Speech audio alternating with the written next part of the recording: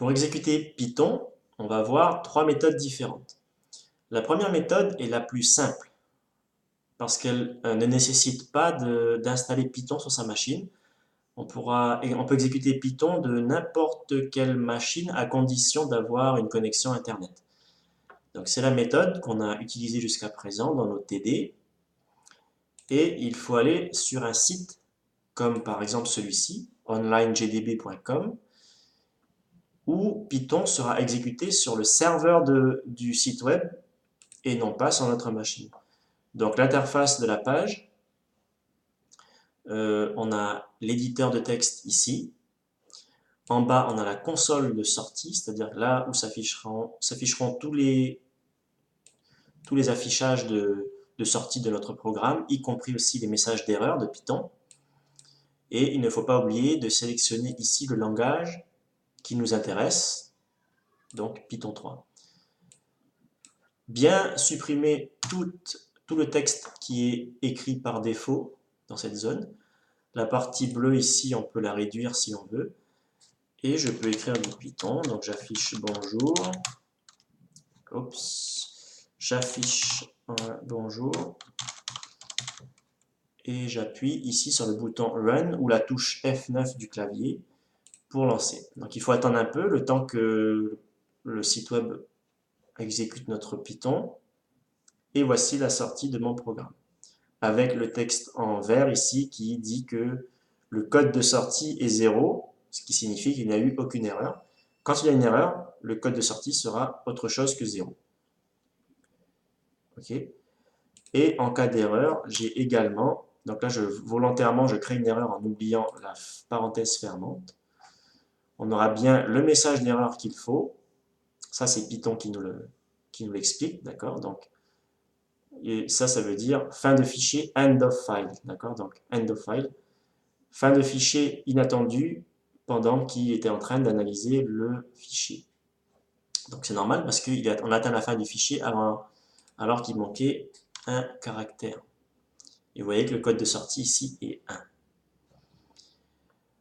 Voilà pour la première méthode d'exécution de Python. La seconde méthode, c'est une fois qu'on a installé Python sur sa propre machine, donc là on revient sur sa machine, on va exécuter Python en local. La seconde méthode, c'est d'exécuter Python dans la console. Donc sur Windows, l'invite de commande, je tape Python. Okay. Et comme on a vu dans la vidéo d'installation de Python, on devrait avoir ceci. C'est l'invite de commande interactive de Python. Et là, je peux taper tout ce que je veux, hein, comme Python. En général, on ne tape pas des très longues commandes, donc soit des commandes sur une ligne, comme par exemple print bonjour. Okay. Dès que j'appuie sur Entrée, il m'exécute ma commande. Je peux aussi écrire une expression, donc ça peut servir de calculatrice par exemple. Remarquez que là, je n'ai pas mis print. Okay. Donc ça, c'est spécifique à la console interactive de Python, parce que si j'écris simplement un littéral, d'accord, c'est-à-dire soit une chaîne directement, ou un nombre directement, ou une expression directement, sans print, alors la console m'affiche la valeur de cette expression, ce littéral. Mais je peux également aussi écrire des structures un peu plus complexes sur plusieurs lignes, comme par exemple si je fais un if, si 5 est plus petit que 10, okay, donc là il faut sauter une ligne, donc je peux appuyer sur Entrée. Les trois petits points ici me disent que Python a compris que je veux taper quelque chose, enfin, plusieurs lignes de code. Okay. Donc là, j'oublie pas l'indentation avec la touche tabulation. Et dans le cas où 5 est plus petit que 10, j'affiche oui, 5 plus petit que 10. Okay. J'appuie sur Entrée. Donc là, je peux encore continuer à écrire du code, ou si je laisse une ligne vide en appuyant sur Entrée encore une fois, ce coup-ci, j'aurai mon code qui sera exécuté depuis cette ligne-là, d'accord? Et voilà, c'est correct, il m'a fait ce que je voulais.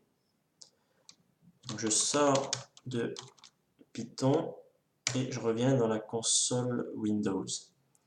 Je vais utiliser une commande spécifique à Windows qui s'appelle CLS pour Clear Screen, d'accord? Pour juste effacer ce qu'il y a plus haut, pour qu'on puisse voir la troisième méthode. La troisième et dernière méthode. Cette fois-ci, vous avez vu, c'est pas très pratique d'écrire tout son code dans la console directement parce que si on veut écrire un long programme ou si on se trompe sur une ligne, c'est pas pratique. Il va falloir à chaque fois tout réécrire et c'est pénible. La façon d'écrire un programme en Python et d'exécuter, c'est d'écrire dans un fichier texte le programme Python et ensuite on l'exécute. C'est ce qu'on va voir pour cette troisième méthode. Pour ça, il nous faut un éditeur de texte adapté. Quand je dis éditeur de texte adapté, ça veut dire qu'il ne faut pas utiliser Word, il ne faut pas utiliser Page sur Mac ou tout autre éditeur de texte où il y a de la mise en page. D'accord?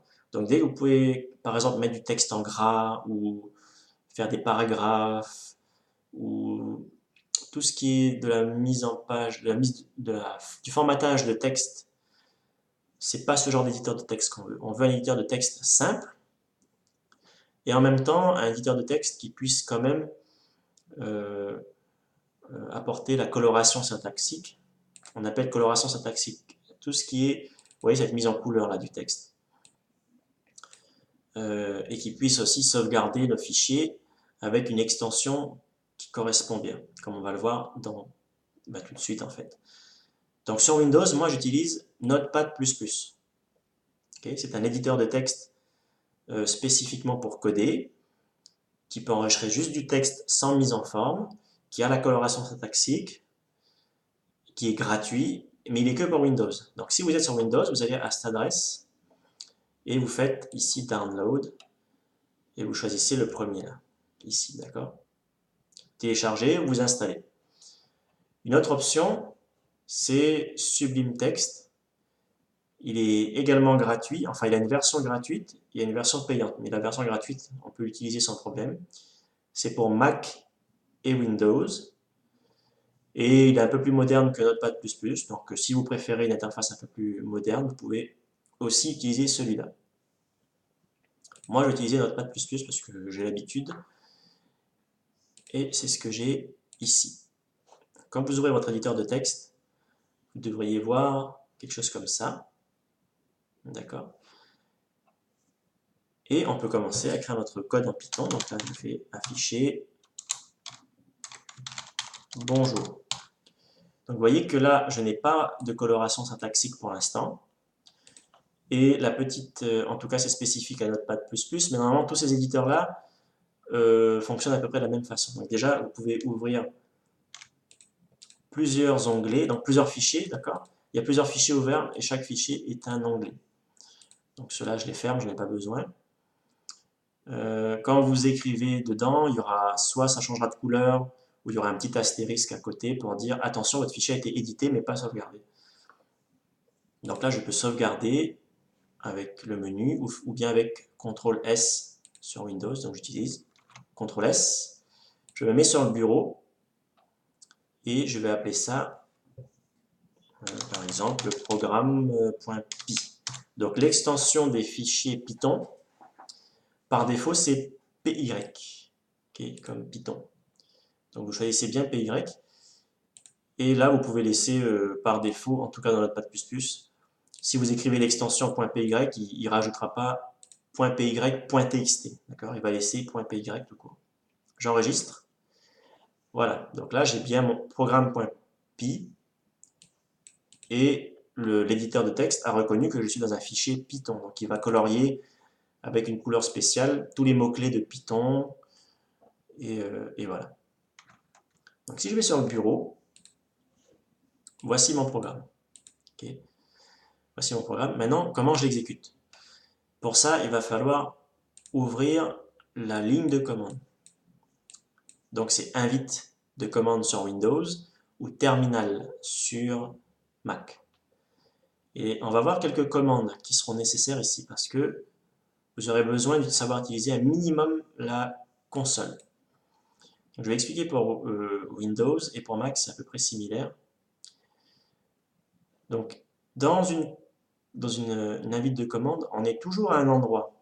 Qu'est-ce que ça veut dire? Ça veut dire on se trouve dans un dossier de votre système de fichiers et il est affiché ici. Donc là, je suis dans le dossier C Users Arnaud Desktop.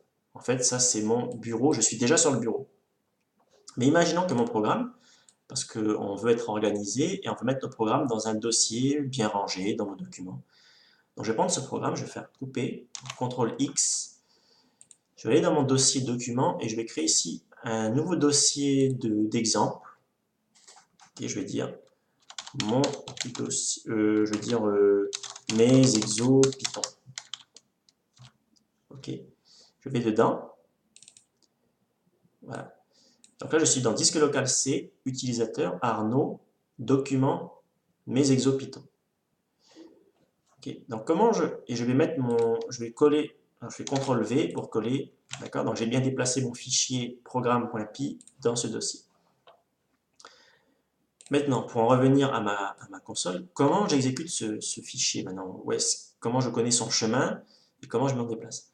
Dans Windows, vous avez ici en haut le chemin complet. Okay, et vous pouvez le sélectionner. Et avec CTRL C, bien on fait clic droit copier. Okay. Donc j'ai copié le chemin complet. Et ici, je peux me déplacer dans ce dossier avec la commande CD. Donc je fais CD. Donc il faut toujours écrire la commande espace et je peux écrire maintenant le dossier, ce chemin complet. Donc je vais faire clic droit pour coller. Voilà. Coller, c'est clic droit dans la console. Ne faites pas CTRL V, CTRL C, ça ne fonctionne pas ici, dans cette fenêtre. CD veut dire Change Directory. Donc je vais écrire juste ici. Donc là, Notepad++ me dit que le fichier là n'existe plus à l'endroit où je l'ai sauvegardé, ce qui est normal, je l'ai déplacé. Donc je dis que non, je ne veux plus le garder dans l'éditeur. Donc CD, pour en revenir à ma commande ici, CD, ça veut dire Change Directory. En français, changer de répertoire, changer de dossier. Okay. Cette commande fonctionne également sur Mac. Donc là, je dis changer de répertoire et je donne le chemin complet.